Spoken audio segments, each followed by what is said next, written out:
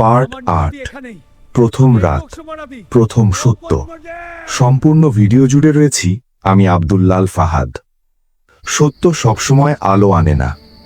কিছু সত্য আছে যেগুলো প্রকাশ পেলে অন্ধকারই আরো গভীর হয়। নীরব কূপ জানত এই রাতটা গ্রাম কখনো ভুলবে না। প্রথম রাত। গ্রাম জুড়ে অদ্ভুত নিস্তব্ধতা। কেউ প্রদীপ জ্বালায়নি, কেউ দরজা বন্ধ করেনি, সবাই অপেক্ষায়। আরিফ কূপের পাশে দাঁড়িয়ে, খাতাটা খোলা, পাতায় লেখা প্রথম সত্য। কার হাতে নীলা ধরা পড়েছিল? আরিফ চোখ বন্ধ করলেন। তিনি জানতেন এই সত্য। মতলেব চাচা পুরোটা বলেননি। আরিফ কণ্ঠ শক্ত করে বললেন, নীলাকে প্রথম ধরে এনেছিল গ্রামের ৩ জন যুবক। তাদের নাম কখনো লেখা হয়নি, কারণ তারা আজও বেঁচে আছে।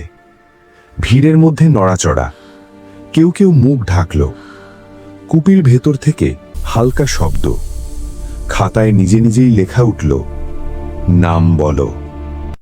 আরিফ চোখ খুললেন। তিনি জানতেন নাম বললেই রক্ত ঝরবে না, কিন্তু জীবন ভেঙে যাবে। তিনি একে একে নাম বললেন। প্রথম নামের সাথে সাথে একজন লোক হঠাৎ বসে পড়ল। তার মুখ দিয়ে কোনো শব্দ বেরোল না। দ্বিতীয় নাম বলতেই আরেকজনের চোখ অন্ধ হয়ে গেল। তৃতীয় নাম বলার আগেই আরিফ থেমে গেলেন। এটাই কি বিচার? তিনি চিৎকার করলেন, এটা কি ন্যায়? কূপের কণ্ঠ উত্তর দিল, এটা স্মরণ। আরিফ শেষ নামটাও বললেন। আকাশ থেকে হালকা বৃষ্টি নামল, কিন্তু পানি ঠান্ডা না, গরম। শিউলি ফিসফিস করে বলল, স্যার, নীলা হাসছে। আরিফ তাকালেন কূপের দিকে।